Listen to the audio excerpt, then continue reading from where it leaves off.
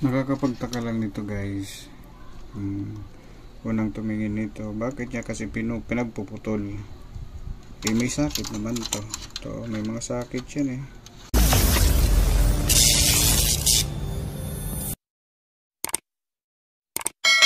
Guys, may gagawin tayong ano ito, Sony kalagay ko, Sony-Sonyhan lang to, amplifier Sony wala lang screw guys. Ang nagpagawa nito kasamahan din namin, medyo may alam naman yun, pero ewan ko ba't din niya tinapos. So kasi ang sabi niya ito nga, yan ay balik, sabi niya umusok to eh, umusok. Chichik natin yung primary nito, umusok na itong secondary. So dahil umusok guys, bago natin testing, sunog yung resistor, ampered na siya oh. Makikita nyo yung hinang to, chichik natin.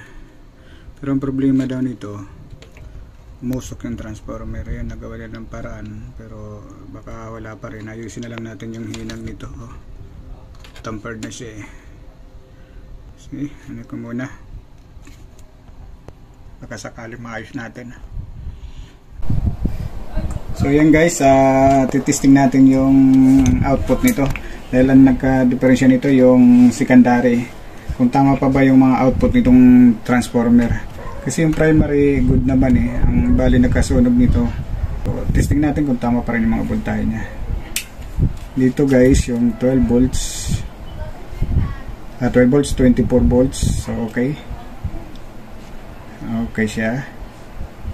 Sumunod dito, ayan, 15 volts pa nga,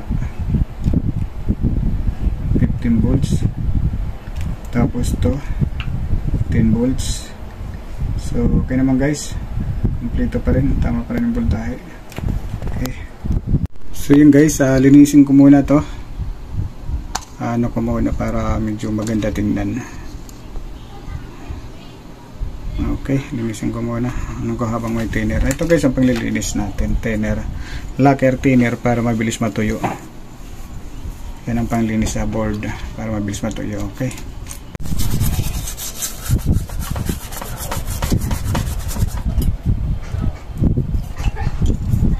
guys, para maganda tingnan yung board niya, mabilis. Ayan, papansin nyo, kumintab na siya.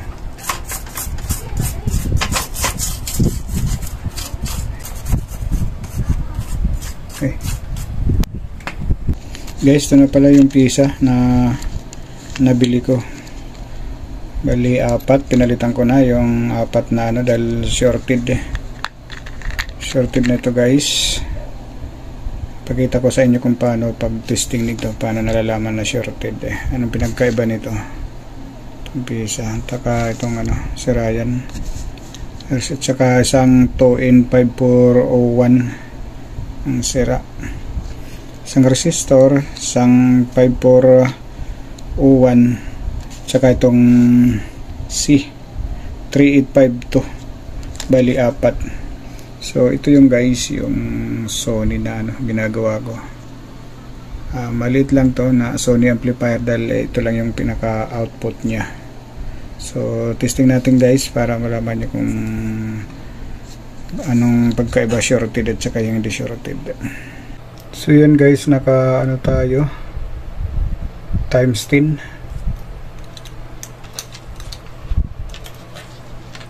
So ito yung shorted guys, ito pakita mo, yan ang shorted na ito. Yan, kita nyo yung palo nya, yan o, kahit baliktarin mo papalo pa rin, ibig sabihin shorted na ito. Kaya umusok yung transformer nya dahil shorted na itong yan. Kahit saan ano siya, palo, dapat hindi yan papalo. Yan. Tapos ito naman bago guys. Ito yung bago.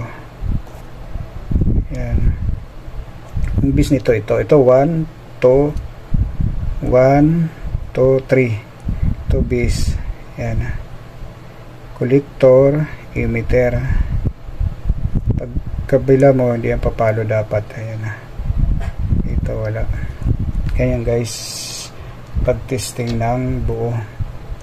Ito. Yan. Base. Base siya. Base. Ito yung base. Collector, emitter. Reverse. Wala. So ayan guys, bali apat yan papalitan ko.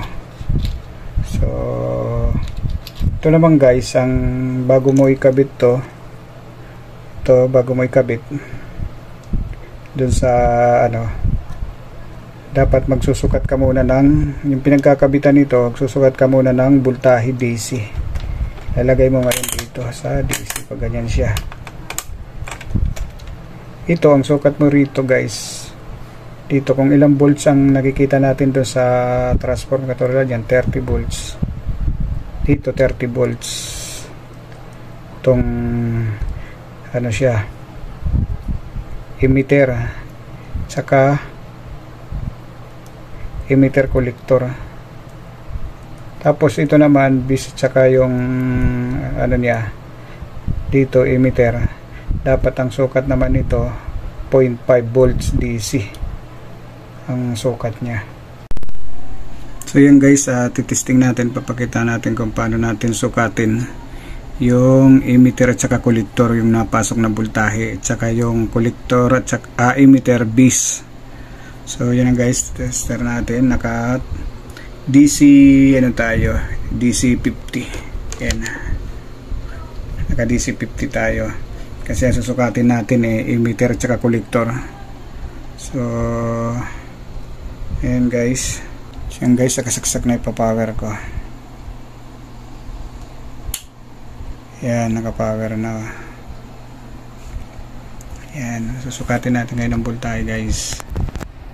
Ito emitter at saka collector. Yan, emitter at saka collector yun guys.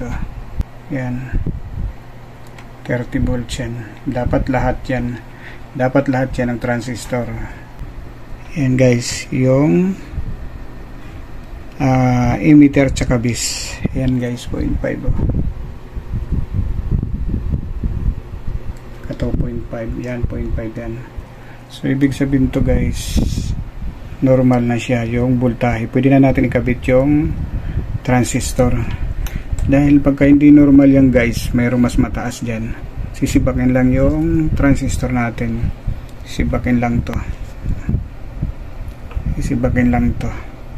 Kailangan susukatin natin bago natin ikabit para sure tayo na hindi sisibakin yung mga binili natin na bago. Okay, kabitan natin guys. Tapos siyempre guys, bago natin ikabit, lalagyan natin tong silicone compound. Dito natin lalagay yan dito para hindi gaanong nag-iinit yan guys, dito sa likod. Yan, tapos lalagay natin dito yan. Kaya nakikita nyo may namumuti-muti pa. Yan, yung dati nilagyan din yung mga original pa. So ewan ko yung pangalawang gumawa nito guys, dahil tampered na siya. Ito na yung board niyan bali nilinis ko na to yan ang na-tampered na siya. Okay, kakabit ko na para matesting. So yan guys, nakabit ko na. Ito na yun, 4 na transistor. So tsaka ito yung transistor, yung nasira. So okay na guys, check na lang, double check na lang natin, then kaya natin kabit So yan guys, kabit ko na. Kita nyo may puti-puti siya. Yan yung silicone compound. So okay na. Pwede na natin i-screw. Maliit lang guys to na amplifier So yan guys, na natin, testing natin, audioan natin Hindi tayo pwede mag-ano ng sounds dahil baka makapiright tayo. So testing natin kasi nung ano to, umuugong yung speaker dahil gawa ng sira yung output niya. Tapos kaya nasunog yung transformer dahil yung output niya, yung 4 sira at saka isang 2 and 5 puro 1. Kaya nasunogan din ang resistor. Okay, so testing natin to guys. Udyoan natin. Ano ba to? FM. Ayun. Meron na guys.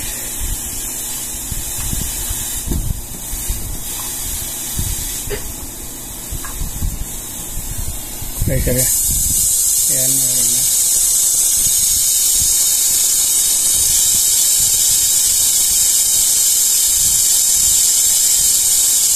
Volume. Ayan. May mga depression yung volume niya. I-spray na rin to guys ng DW40. Mahirap na mag-galit tayo. Baka maano tayo. Na-copyright.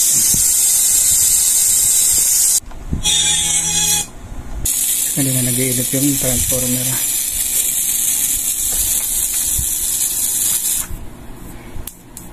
Ayun.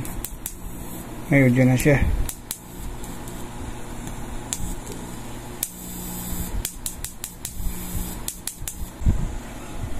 Hindi naman nag-iinit. Normal naman ba ito yung transformer? Okay na.